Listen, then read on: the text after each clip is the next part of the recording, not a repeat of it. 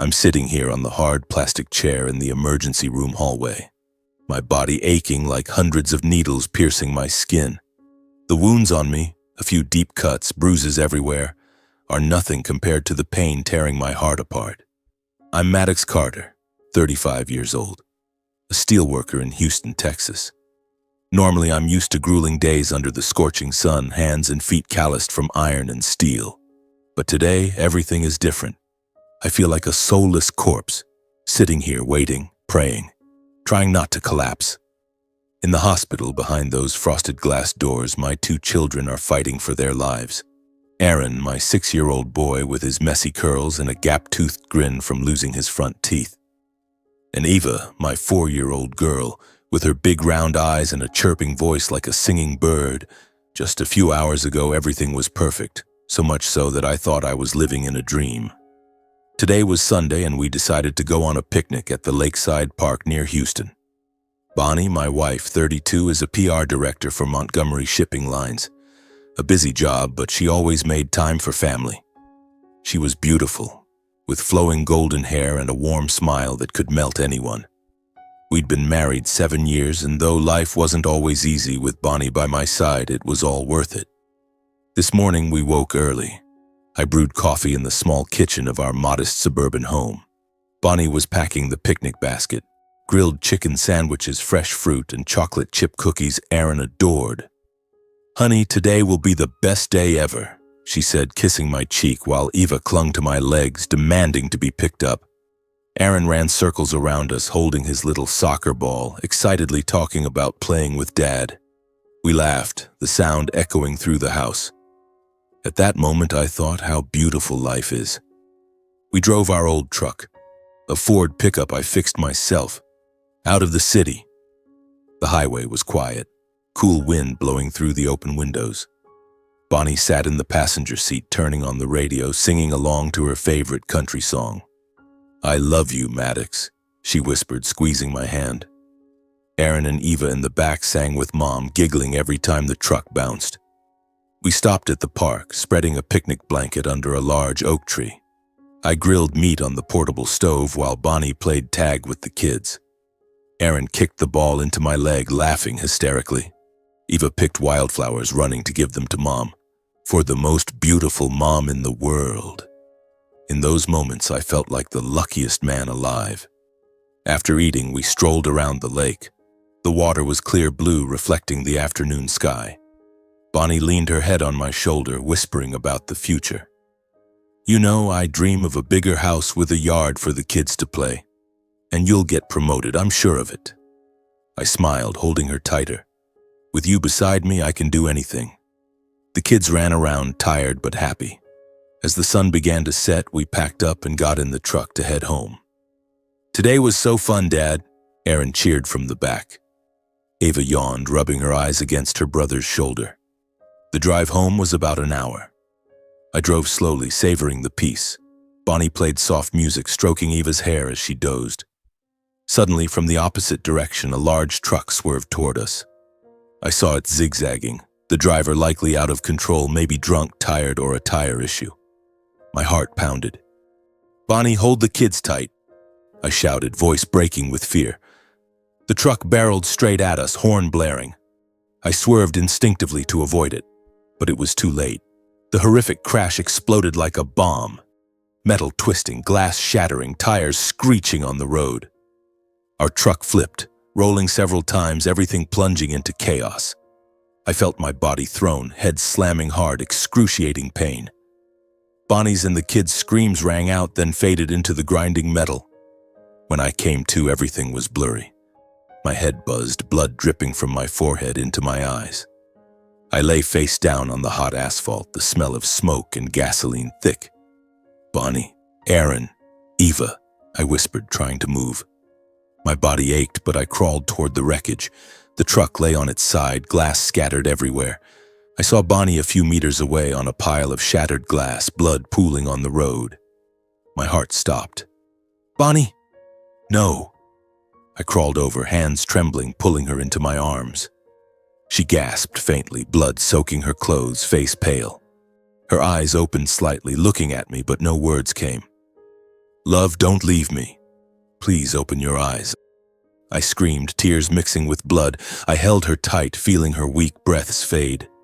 She died right before my eyes in my arms. No goodbye, no final smile. Just deadly silence. Voices shouted from afar, ambulance sirens wailing. But my mind was blank, hearing nothing. I was like a sleepwalker, letting them pull me from the scene. They checked the kids. Aaron and Ava lay motionless in the truck, covered in blood. They're alive, but critical, someone yelled. I was loaded into an ambulance, sitting like a corpse, staring out the window, seeing nothing. The ride to the hospital stretched endlessly, each second a century. I thought of Bonnie, her smile, our promise to grow old together. Now what? She was gone, and I never said goodbye. At the hospital, it was a nightmare. They rushed Aaron and Eva into the ER immediately. The doors slammed shut, leaving me alone in the desolate hallway. Cold, white neon lights shone on the glossy tile floor, hurried footsteps echoing. I sat dazed on the chair, holding the emergency form a nurse handed me. Sign here. We need emergency surgery. Her voice was distant. I signed, my calloused, blood-crusted hands shaking. Bonnie's blood, the kids, mine, all mixed. I looked at my hands, hardened from steelwork, and felt utterly powerless, wanting to scream. Why did everything shatter like this? Just hours ago, my wife and kids' laughter echoed. Bonnie laughing at Aaron's jokes, Ava giggling when I carried her. Now it was ashes. I never said goodbye to Bonnie. What were our last words? I love you. Yes, that's what she said before the crash. But I never replied. I sat there, mind spinning with repeating images. The crash vivid, metal colliding, smoke, blood on the road. I wondered if I'd driven slower, taken another route. Guilt gnawed at me. Outside, night fell, rain pattering on the windows. I thought of work at the steel mill. What now? But no, only the kids. Please let them live. I stood, pacing the hallway, peering through door cracks. Nurses rushed in and out, faces grave. How are they? I asked, voice hoarse. We're doing everything, Mr. Carter. Please wait. Waiting. That was hell. The cold white neon lights still shone down the hospital hallway, the distant beeping of machines echoing like a harsh reminder. I sat up, wiping sweat from my forehead, my hands still crusted with dried blood. What time was it? I glanced at the wall clock, nearly 3 a.m. No new updates from the ER. A nurse passed, giving me a pitying glance but not stopping. I wondered, were Aaron and Eva in pain? Were they calling for Dad? The thought tightened my chest like someone squeezing my heart. Suddenly, hurried footsteps echoed from the end of the hallway. I looked up to see two familiar yet distant figures approaching. Harlan Montgomery, my father-in-law, 68, chairman of Montgomery Shipping Lines, the largest shipping company in Texas with hundreds of cargo ships sailing the seas. He was tall, silver-haired, in a glossy black suit like he'd just stepped out of a board meeting. Beside him was Sylvia Montgomery, my mother-in-law, 66, chair of a prestigious Houston charity where she hosted galas to flaunt among the elite. She always valued reputation over humanity. I knew that well over the years. News of the accident had spread like wildfire. Of course, with their status, local media had reported it, or someone from the hospital called. I saw them from afar, my heart pounding. Were they here to comfort? Or to... I didn't dare think further. Harlan strode toward me, his eyes scanning me with contempt, from my blood-stained shirt and torn jeans to my dust-covered work boots. He stopped in front of me, face flushed with rage. Maddox! His voice boomed like thunder, turning a few nurses' heads. What have you done? You've ruined my daughter's life. You caused this tragedy. He pointed at my face, voice trembling with anger. If not for you, Bonnie would still be alive. She wouldn't have died so horribly because of a worthless steel worker like you. Sylvia stood beside him, face rigid as stone, her gaze cutting like a knife. She didn't cry, didn't grieve. Only fury flashed in her pale blue eyes. Today's tragedy was inevitable, she said, voice shrill like needles. When Bonnie entered this misguided marriage with someone like you. We warned her countless times, but she insisted on choosing you, a man with nothing but calloused hands. And now, our family's reputation is dragged through the mud because of this accident. The press will report it, people will talk. Are you satisfied? Each word hammered my chest. I stood frozen, trembling with pain and humiliation. My heart raced, blood rushing to my face. I wanted to retort, to speak of our happy years with Bonnie, but I said nothing. I just bowed my head, taking all the blame. Why? Because arguing was pointless. They never saw me as a son-in-law, only an outsider tainting their noble lineage. Harlan continued raging. How did you drive? Do you know Bonnie was my pride? She was smart, beautiful, with a bright future. Then you appeared, dragging her into the abyss. He panted, face purple. Sylvia crossed her arms, adding, and now our grandchildren are in there because of you.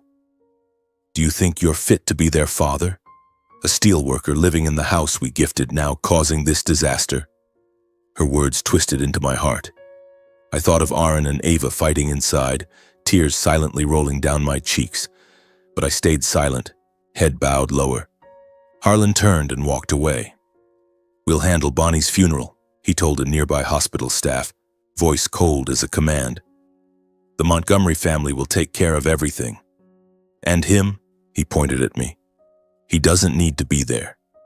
Keep him away. Sylvia nodded, giving me one last contemptuous glance, then followed her husband. Her high heels clicked on the tile, fading away. When everything quieted, the hallway sank back into deadly silence. I slumped into the chair, knees shaking. Looking at my shirt still stained with Bonnie's blood, the dark, crusted patches. Pain and humiliation merged. In my mind, memories of our early days flooded back, vivid as yesterday. 8 years ago at the steel mill gate where I worked. I was finishing the afternoon shift, tired but content, when a luxury car, a gleaming Mercedes, stopped by the road, smoke rising from the hood. Inside was Bonnie in a fitted office dress, golden hair in a bun, looking like she stepped from a fashion magazine. She stepped out, face flushed with frustration. The car died. Do you know how to fix it? She asked, voice slightly trembling. I smiled, wiping my hands on a rag, approaching. Let me check, miss. I opened the hood, inspected the engine, just a clogged coolant hose. While fixing it, we talked. She said she was PR director for the family company, heading home after a meeting. I shared about steelwork, long days under the sun. She laughed, her warm smile making my heart flutter. You're handy. Thank you. Maddox, I said, wiping sweat. Bonnie, she replied, shaking my hand. Then I didn't know she was a Montgomery heiress. I only knew that smile changed my life. Our love blossomed quickly like fire on dry straw. We met often, coffee after work, park walks on weekends. Bonnie was different from my world, smart, funny, full of energy. You make me feel free, Maddox, she said once by the lake, not always maintaining a perfect image. I loved her for that, for seeing me, not my background.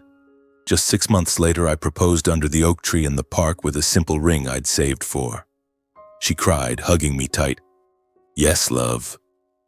But marriage wasn't easy. When Bonnie brought me to meet her family, hell began. Harlan looked at me like a beggar. Daughter, are you insane? A worker? We're Montgomerys with tradition. He shouted, face red. Sylvia was colder. Bonnie, think of reputation. He'll drag you down. They opposed fiercely, cut her allowance, even threatened disownment. But Bonnie was firm. I love him, it's my choice. We married in a small ceremony, just friends and my family. Harlan and Sylvia didn't attend but sent a gift, the suburban house, a reminder we still depended on them. For 7 years we lived happily, 2 kids, a warm home. I worked at the mill. Bonnie advanced in the company. We had family evenings. I told stories to Aaron and Eva. Bonnie cooked dinners. You're my pillar, she often said, hugging me after long days. But whenever her family appeared, Christmas parties, birthdays, the contempt resurfaced. Harlan called me the steel guy. Sylvia hinted, Bonnie, you deserve better. I always endured silently, not wanting her caught in the middle. "Don't mind them, love," Bonnie comforted. "They'll change." But now, with her gone, those insults deepened the unhealed wound. I sat in the hospital hallway, tears streaming. Harlan and Sylvia had left, piling on more pain. I thought of Bonnie, her smile when we met, our nights embracing. Now what? Face a funeral I'm barred from, with 2 children in critical condition? My heart raced, anxiously awaiting ER news. Would they take the kids from me too? The thought chilled me. 3 days after that horrific accident, while I was still struggling to cope with the loss of Bonnie, another devastating blow struck suddenly and mercilessly. I was sitting in the hallway, eyes fixed on the ER doors, hoping for good news about Aaron and Eva.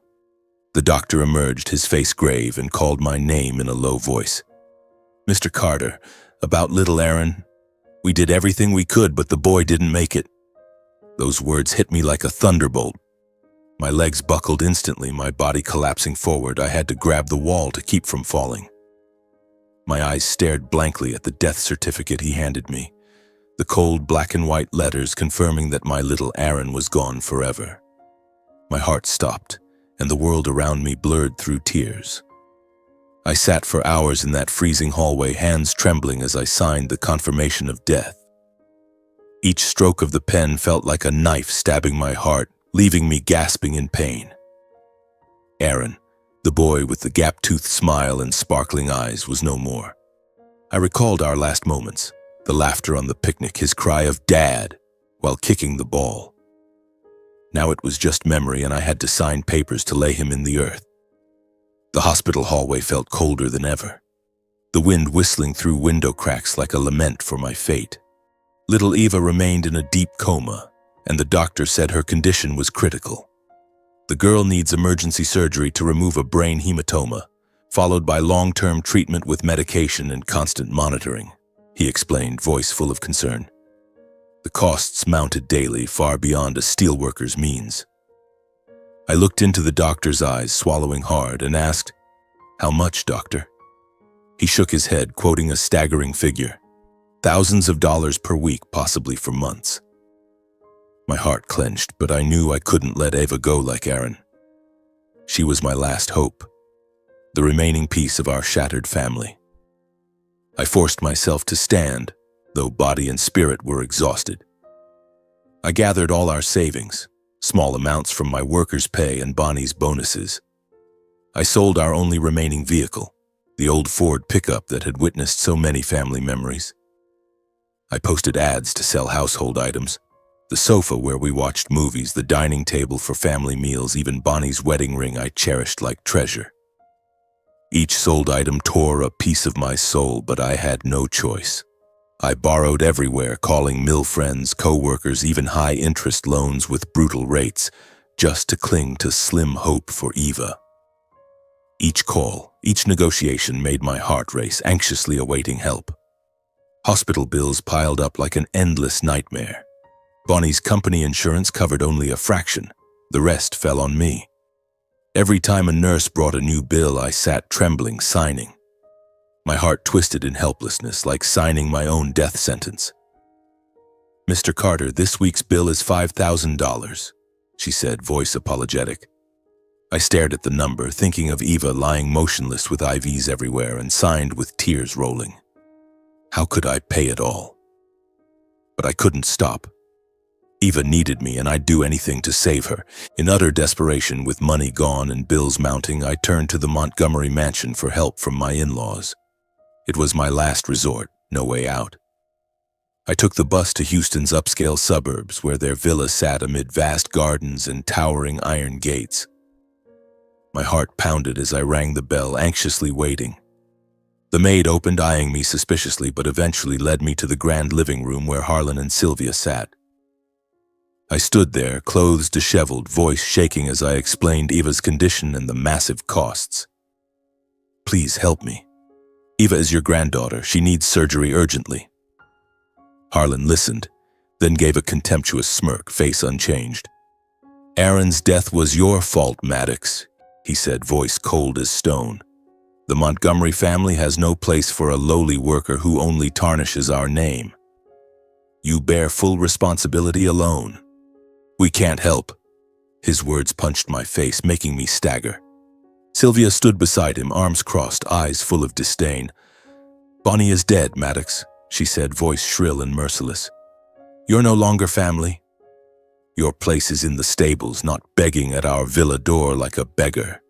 Each word cut deep into my pride, making me feel smaller and more worthless than ever.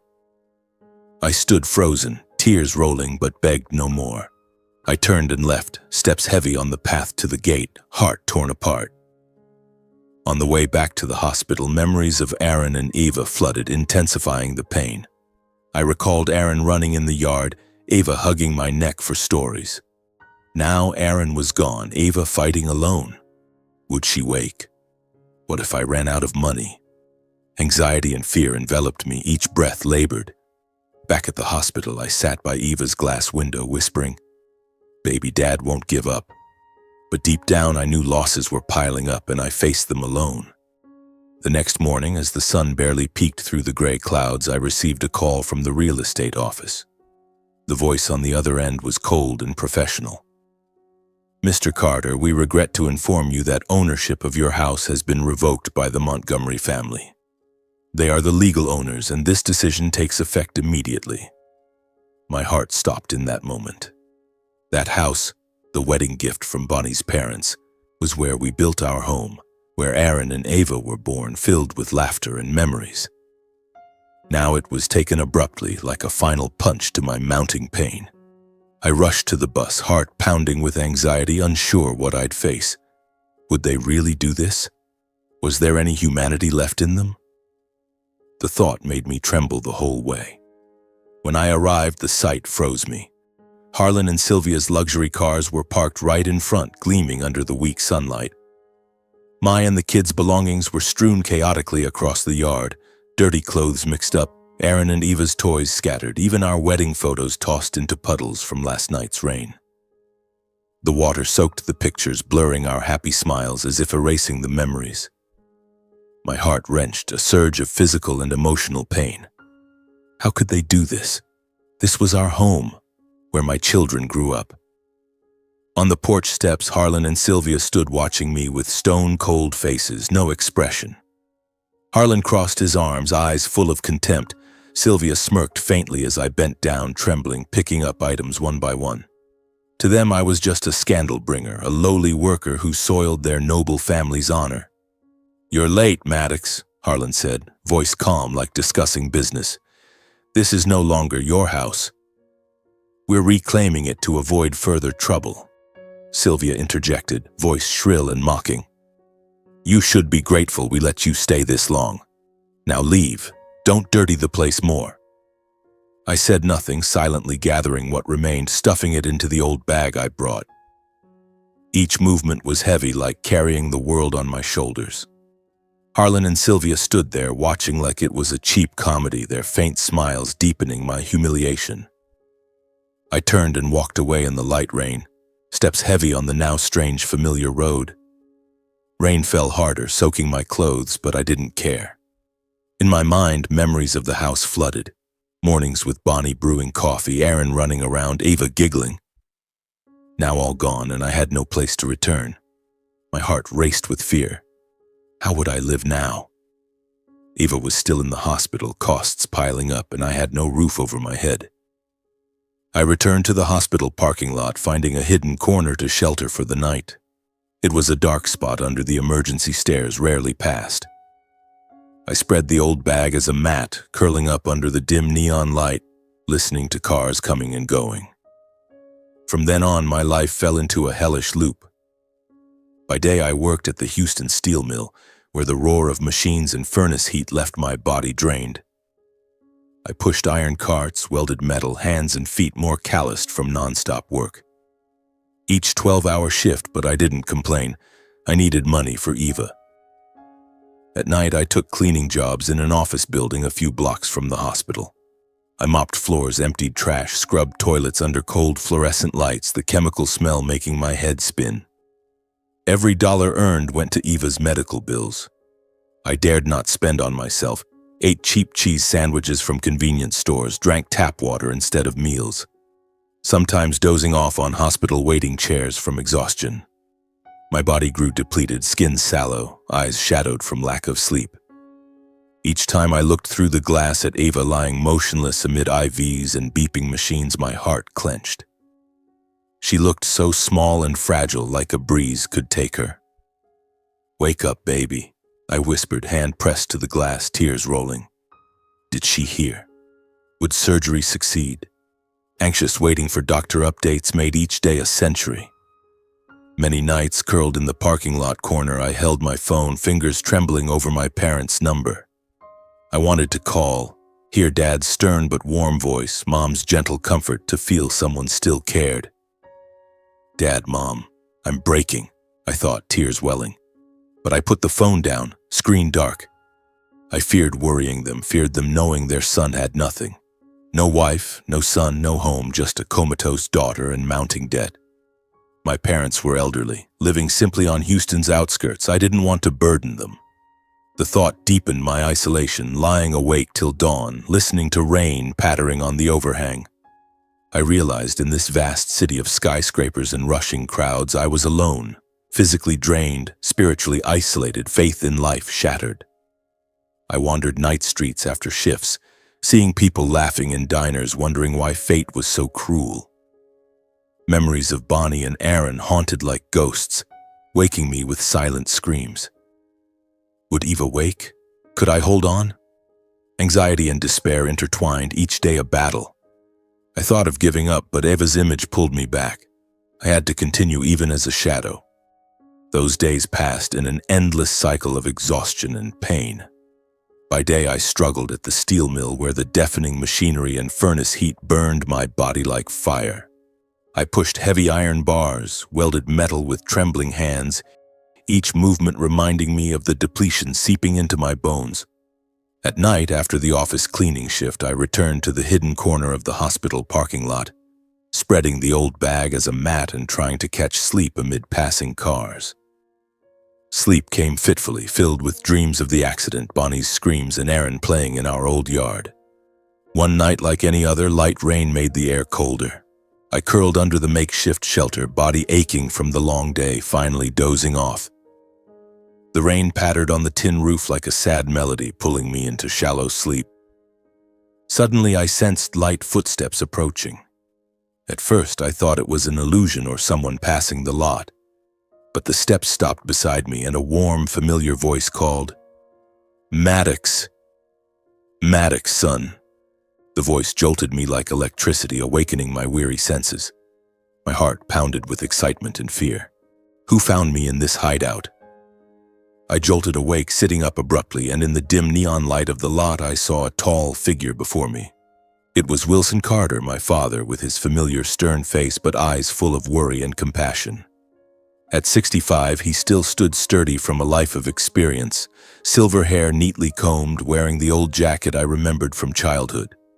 His face bore deep wrinkles from years of labor, but now they seemed deeper, as if my pain had etched them further. I froze for a moment, unbelieving.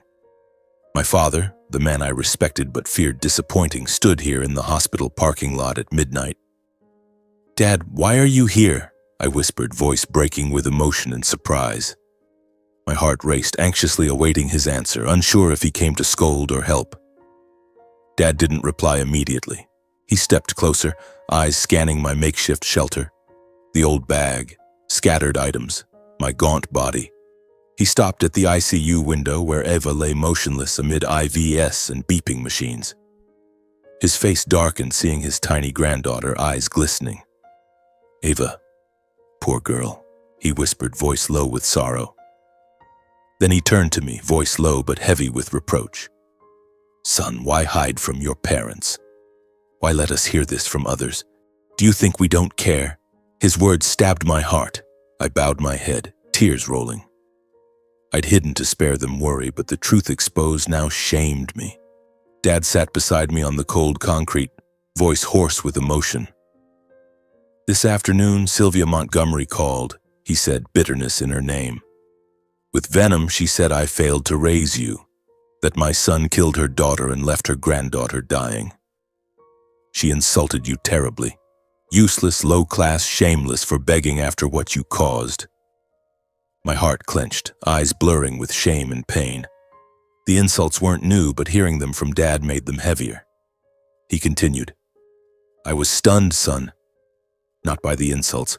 I'm used to elite arrogance, but knowing my son suffered terribly in silence. I knew you were hurting, alone, and I couldn't sit still. Hearing Dad recount Sylvia's call only tightened my chest more, eyes blurring with overwhelming shame. I wasn't hurt by the insults. I'd heard them too often from Harlan and Sylvia, but because my parents, lifelong honest people, now bore disgrace because of me. They were elderly, deserving peaceful retirement, yet heard curses about their son. Dad, I'm sorry, I whispered, voice choking, tears uncontainable. My heart raced with anxiety and regret. Would Dad be disappointed? Turn away like the Montgomerys? The thought shook me, but Dad shook his head, eyes full of compassion. He stepped closer, placing his calloused hand on my shoulder, warm and steady like childhood. His voice was hoarse but firm, an unbreakable promise. Maddox, from now on you won't fight alone. Your parents are with you, we're family, and family doesn't abandon each other. His words flowed like cool water through my barren desert heart, easing some of the enveloping loneliness. In the cold, white parking lot light, I looked up at Dad, the man I feared disappointing who taught me to rise after falls. And for the first time in long months, I felt not alone in this harsh world. My heart still raced, but now with a flicker of hope, knowing someone shared the burden. Dad pulled me up, hugging me tightly, strong, warm, long-missed. Son, I know you've endured much. Losing Bonnie, Aaron, now Eva. But you're not alone. Your mom's worried at home too. His voice trembled with emotion. I hugged back, tears soaking his shirt, and in that moment fatigue seemed to vanish. Childhood memories returned. Dad teaching me to fix cars, Mom sewing clothes, family dinners. They never complained about simple life, and now they came to save me from the abyss. Dad, I didn't want to burden you, I whispered, but he shook his head. You're our pride, Maddox. No matter what. We rented a small motel room near the hospital for the night. Dad shared his worry from my silence. I called many times, you didn't answer. I knew you were hiding, but not how bad it was. He looked at Eva's room, eyes determined. We'll save her. I'll help. My heart pounded with excitement. Was there real hope? Did Dad have a way? But his presence alone made me stronger. That night, for the first time in months, I slept peacefully beside Dad, knowing this nightmare had a ray of light. The next morning, as the sun peeked through the gray clouds, my father gently woke me. We left the motel and he led me to a small cafe near the hospital. You need to eat something, Maddox, he said, voice firm but caring. I sat there, holding a hot coffee cup, mind still foggy from the first nightmare-free sleep. Dad looked at me, eyes serious, and began, Son, I have something to reveal. It's time you knew the truth. My heart raced with excitement and worry. What truth? About the accident or the Montgomerys? I stared at him, waiting, barely breathing. Dad took a deep breath and revealed our family was never poor as I thought. For years, I was co-founder of a major local shipping company, he said, voice low but clear. Carter Logistics, son. We're not ordinary workers as you imagined. I built it from nothing with an old friend. Now it's one of Texas's top cargo transport firms. I froze, heart pounding like it would burst. Childhood memories flooded. Dad coming home late with greasy hands, Mom scrimping for food, our small wooden house with a leaky roof in heavy rain, all twisted like a distorted painting. I stared at him, disbelieving, stammering, Dad? How? Why hide it all these years? Excitement and confusion overwhelmed. Was this a dream or a joke to comfort me? Dad looked at me, eyes patient and loving, explaining why he kept the secret. I didn't want my son spoiled by wealth, Maddox, he said slowly. I grew up truly poor and know money can ruin someone without valuing work. I wanted you independent, to taste honest labor, face life's storms, to become truly strong. If you knew we were rich young, you might be lazy, dependent, or worse. I wanted you resilient like me. His words washed away my questions like cool water, but overwhelmed me. I recalled steelworker years, endless hot shifts, tired nights smiling with Bonnie. All silent lessons from Dad. Dad continued, voice warmer. I've watched you all these years, Maddox. I know you worked hard but lived decently, no complaints, no falling into drink or gambling. You built a family with Bonnie, loved the kids, faced hardships without bowing. That showed me you've truly grown, son. I'm proud of you. Hearing that, my chest tightened more than ever. Hot tears rolled down my cheeks. Shame for misunderstanding my parents, emotion for their silent love. I realized those hard labor years, nights thinking I was alone, had watchful eyes protecting from afar. Dad, I didn't know, I whispered, voice choking, gripping his hand. My heart raced with excitement. Was everything changing? Did I deserve this truth? Dad patted my shoulder, voice slow and warm like childhood comfort. Time for me to help my son, Maddox. We won't let Eva suffer more. The next morning, Dad contacted hospital directors directly, using company connections to cover all Eva's treatment and recovery costs. I stood beside him as he spoke on the phone, heart pounding. Would they accept? Erase the huge debt? He hung up, smiling. Done, son. No more debts. Tears rolled again, this time gratitude. Not stopping there, Dad brought Houston's top brain trauma surgeon, a renowned expert, to handle Eva's surgery, with a private nursing team 24/7. I want the best for her, he said firmly. I followed Dad to the hospital, watching doctors consult, heart racing with worry and hope. Surgery was that afternoon. I sat in the hallway, praying silently, anxiously awaiting each minute. Will Eva survive? I wondered, hands trembling. The wait stretched like a century. Days later, the first positive sign. Eva weakly opened her eyes after weeks in deep coma. I sat by her bed, holding her hand when she blinked, big round eyes gazing dreamily at me. My heart stopped, then pounded with joy.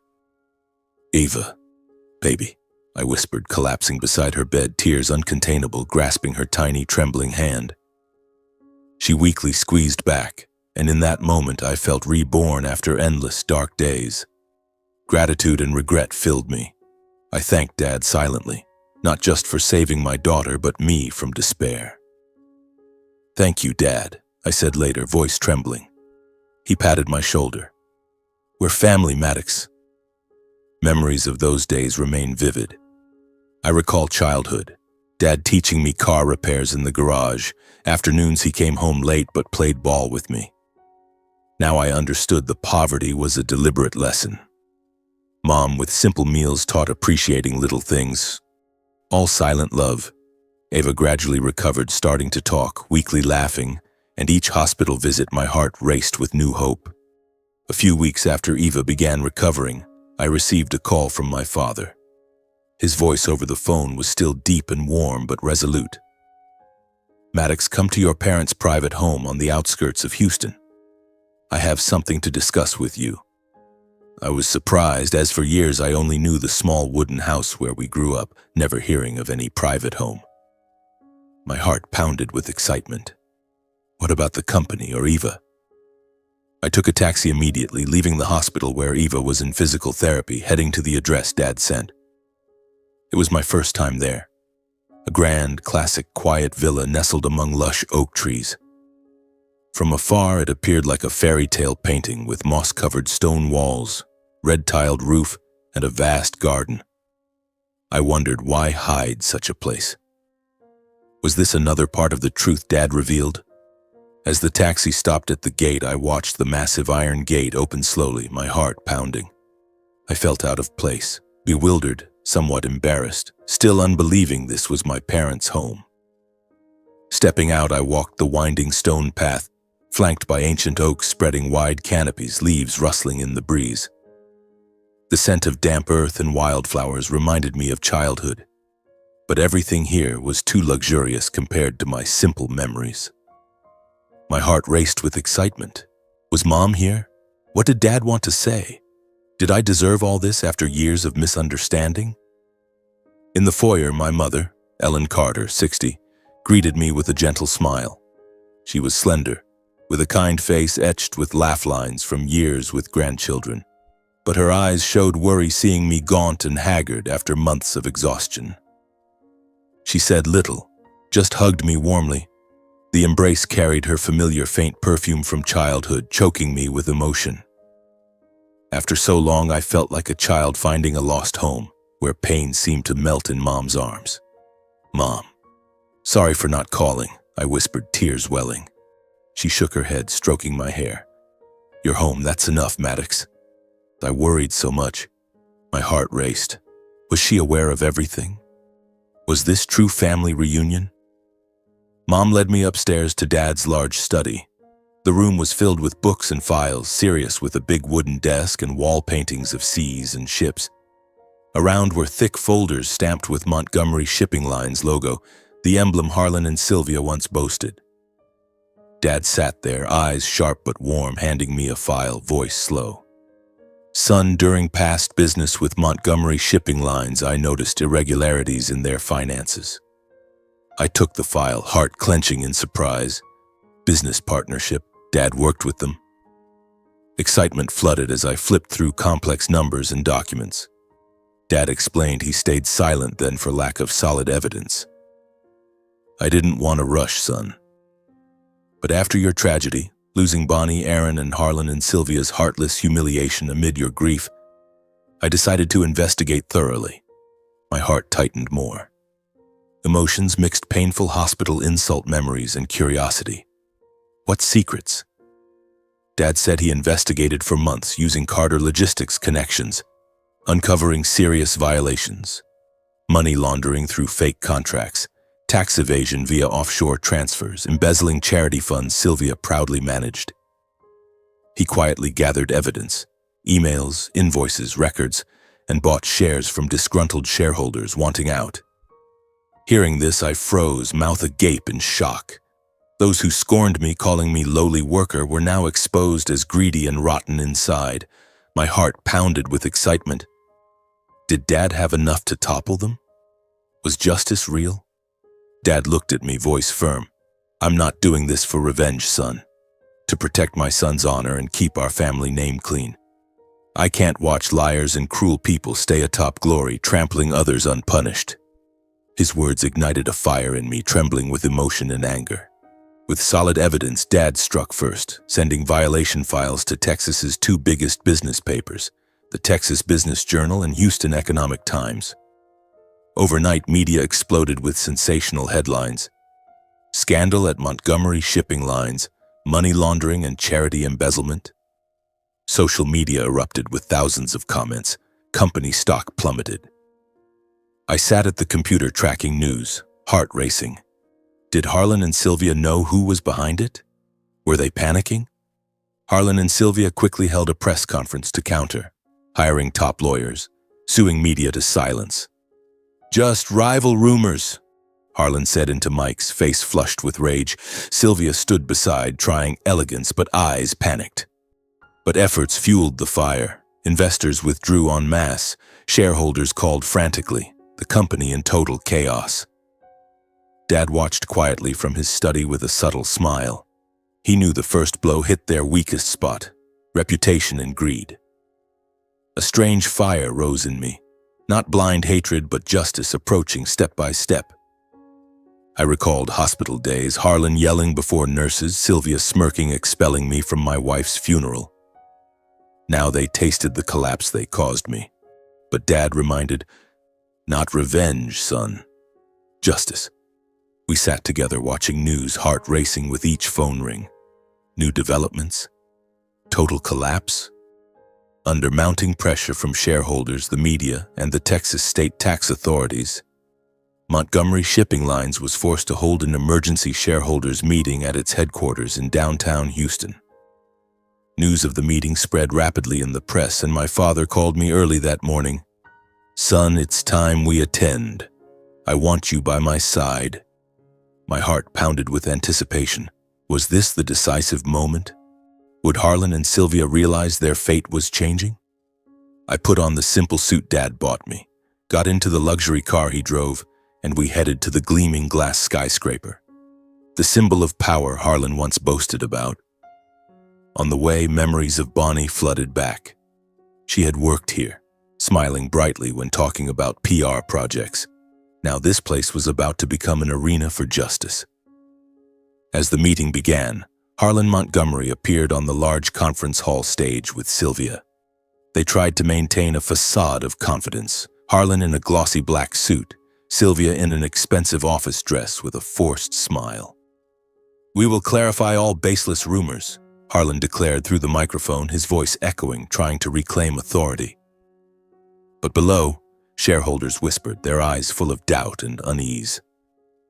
Suddenly, the hall doors opened with a creak, drawing all eyes. Wilson Carter and Maddox Carter, my father and I, entered calmly.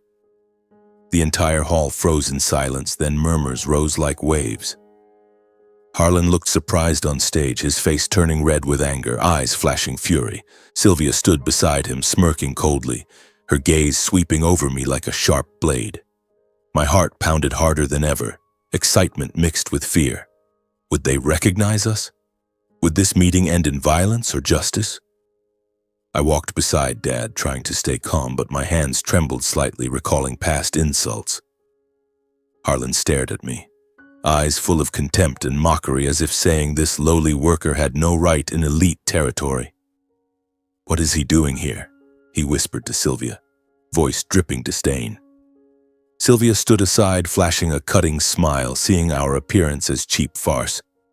She crossed her arms, eyes scanning me like an insect. My chest tightened with anger, but Dad patted my shoulder. "Stay calm, son. Let justice speak." We moved forward amid curious shareholder gazes, my heart racing with excitement. This was when everything would explode. Dad stepped onto the stage calmly, declaring clearly, "My son Maddox Carter and I have become new shareholders of Montgomery Shipping Lines." His voice echoed, causing the hall to buzz. He placed the thick file on the table, eyes sharp on Harlan. The hall grew louder, many turned to each other, stunned in disbelief. "Who is this?" someone whispered. My heart pounded with excitement. Would they accept? Would Harlan react violently? Evidence of Montgomery Shipping Lines violations appeared on the large screen. Fake invoices, money laundering transactions, charity fund embezzlement records. Shareholders erupted, some standing to question Harlan in rage. "Is this true? You deceived us." Harlan's face turned purple, veins bulging as he countered, "This is a setup. These documents are forged." But each piece of evidence was cross-verified, numbers matching to the detail, making his defenses meaningless and ridiculous. The relentless counterblow made Harlan slump into his chair, sweat pouring over his pale face. Sylvia staggered up, eyes full of hatred toward me as if seeking a target, but I stood still, cold and silent, letting justice speak instead of words. The board quickly voted amid chaos, removing Harlan from management and suspending all Montgomery family powers in the company. Sporadic applause mixed with boos. At that moment, the hall doors opened again and police entered with a temporary arrest warrant for Harlan on fraud and tax evasion charges. "Harlan Montgomery, you are under arrest," the officer read coldly. Harlan was escorted out amid camera flashes, face twisted in humiliation. Sylvia collapsed in the hall, panicked and shamed, eyes desperately seeking me, but I just watched silently, letting justice speak instead of hatred. Days later, the Montgomery family assets were frozen for investigation, their luxury villa sealed with police tape, media covering nonstop for days. From the pinnacle of fame, they became symbols of greed and deceit's collapse. I followed the news, heart racing with excitement. Was this the end? Had justice truly won? Dad sat beside me, smiling. "Son, this is just the beginning." Memories of Bonnie and Aaron flooded, moving me. They were gone, but our honor was restored. After months of intense and grueling investigation, the Montgomery family case finally went to trial at the Texas State Court, drawing statewide media attention with sensational headlines and reporters crowding outside the courthouse. With irrefutable evidence my father had gathered, internal emails, fake invoices, and international money transfer records, Harlan Montgomery was sentenced to 18 years in prison for fraud and money laundering, while Sylvia received 12 years as an accomplice. In embezzling charity funds, all their assets were seized to compensate victims, from company stocks to luxury cars and bank accounts. The villa that once symbolized the Montgomery lineage, where they hosted lavish parties and flaunted prestige, was publicly auctioned to cover damages. News of the auction spread, and my father called me to his study. "Son, we're buying it back." I was surprised, heart racing with excitement. Buy it for what? Revenge by destroying it? But Dad shook his head. "Not revenge, son. It's tied to your and Bonnie's memories, where she grew up, where you visited. We'll buy it to preserve the good." We bid quietly through a proxy and acquired it reasonably, as no one wanted the scandal house. On key handover day, I entered the villa. Memories flooded.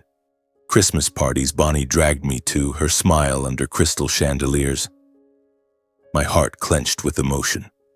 Could I turn this into a home? After renovations, fresh paint, replacing ornate furniture with simpler pieces, expanding the garden for Eva to play, the house became our new home. Eva's morning laughter filled the once cold villa with life and warmth. She ran in the oak garden, picking wildflowers for me, and each dad made my heart race with happiness. Did she remember her mom and brother? As life stabilized, with Eva healthy and starting school, Dad brought me into the shipping company where he was a major shareholder, Carter Logistics, built from scratch. "Start as yard manager, son," he said firmly. "Learn from the ground up, prove your ability." I nodded, heart racing with excitement. Could I do it? Would colleagues accept a former steelworker? I began with basics, supervising trucks, checking cargo, learning modern logistics. Early days were tough with long shifts and new knowledge, but my dedication earned recognition. Colleagues respected my hands-on experience, and within months I led a small team solving transport issues efficiently. Each small success made my heart race with pride. Was this my new path? Years later, I became one of the company's top managers, seen as a worthy successor. I advanced from yard manager to regional director, handling major projects like international route expansion. Dad proudly patted my shoulder in meetings. "Son, you've proven it." My heart raced thinking of the journey from hospital parking lot to high-rise office. Eva grew strong, excelling in school and always smiling like her mom. I taught her self-respect, honest work, and about Grandma Bonnie as a strong woman. One late afternoon, watching Eva play in the villa garden, I smiled faintly. She ran among oaks, laughter echoing as I leaned on the railing, cool breeze blowing. Loss, Bonnie and Aaron still ached, but justice came, honor restored by my own hands. My heart raced with excitement for the future. Would Eva be proud of Dad? Would we be happy forever? But now I knew the journey had closed and a new chapter began. One late autumn morning, when the oak leaves began turning brilliant shades of gold and red, I decided to take Eva to the suburban area where my parents lived. It was a sudden but heartwarming idea. I wanted her to know her roots, the small wooden house where I grew up with simple memories. Eva sat excitedly in the back seat, holding her favorite doll, singing cheerfully the whole way. "Dad, do Grandma and Grandpa have a big garden?" she asked, her big round eyes sparkling. We drove along familiar roads, the cool autumn wind blowing through the windows, carrying the scent of fallen leaves and damp earth. The old house amid the oak grove was as peaceful as ever, with its dark brown wooden roof and simple white fence, only now the yard echoed with the laughter of a 4-year-old girl. Eva rushed in, shouting with joy at the sight of ripe apples on the trees. Wilson and Ellen, my parents, welcomed their granddaughter with warm embraces, faces beaming with delight. Dad, with his silver hair and sturdy frame, lifted Eva high, laughing heartily. My granddaughter growing so fast. Mom, Ellen, stroked her hair, eyes glistening. "Eva, you look just like your mom." They sat on the wooden porch where the old rocking chairs remained, watching me lead Ava around the garden, their eyes glowing with quiet pride. The son, once lost and despairing, had found himself again. I felt their gaze, my heart racing with emotion. Had I truly made them proud? Were those painful years worth this moment? The autumn wind rustled the oak leaves, carrying the familiar earthy scent, and I sat on the steps beside them, listening to Ava's laughter echoing from afar. I sat on the steps watching my daughter run circles in the garden, suddenly feeling lighter than ever. Years of pain, humiliation, loss, from the horrific accident that took my wife and son to the exhausting days in the hospital parking lot, were now compensated by Eva's innocent smile. She picked fallen leaves, running to give me one. For Dad's crown. I smiled, placing it on my head, heart racing with simple joy. Did she know Dad nearly lost everything? Could I protect her from life's storms? Memories returned like slow-motion film, moving me to tears. I recalled the journey, sleepless nights in the hospital lot curled with the old bag, rain pattering on the shelter like despair's whisper. I remembered that rain, cold and relentless, crying for my loss of wife and child. Then Dad's unexpected appearance, his warm voice calling my name in the night, pulling me from the abyss.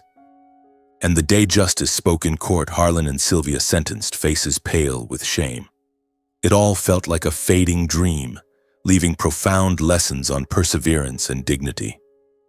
I learned to rise after every fall, that dignity lies not in wealth or status but in facing adversity. My heart raced thinking of those lessons. Could I apply them to Eva? Would she grow with Dad's resilience? I realized poverty was never shameful. Only losing honor and self-respect truly breaks a person. In my steelworker years, I felt inferior due to background, but now I knew those calluses forged me into a steadfast man. Life could take everything, wife, child, home, honor, but not the will to live and love Bonnie left in me. She whispered, "You're my pillar, Maddox," and those words echoed, helping me rise when weary. My heart raced with excitement. Was I living worthy of that love? Would Eva feel her mother's legacy? Now each day I live continues her unfinished story of kindness, a man's strength rising from extremes. I teach Eva goodness, helping others without expecting return as Bonnie did. She listens, eyes wide, and I see my wife in her warm smile, resilience. I glance at my parents, seeing in their eyes faith the next generation won't repeat past tragedies. Dad nods. "Son, you've done well. Eva will grow without what you endured." Mom strokes my hand. "I'm proud of you, my son." My heart races with emotion. Did they know they were my strength? As the sun dipped behind the oaks, painting the garden red, I lifted Ava into my arms. She nuzzled my chest, yawning. "Dad, tell about Mom." I told, voice warm, of Bonnie, the brave woman who chose love over fame. I knew pain would fade with time. Only honor, compassion, and integrity were worth passing on. In that quiet afternoon, I smiled faintly, not for the tearful past, but for the future opening with forgiveness and love's light. My heart raced with excitement for days ahead. Would Eva be happy? Would I be a good dad? But I believed, with lessons from the journey, we'd walk steadily.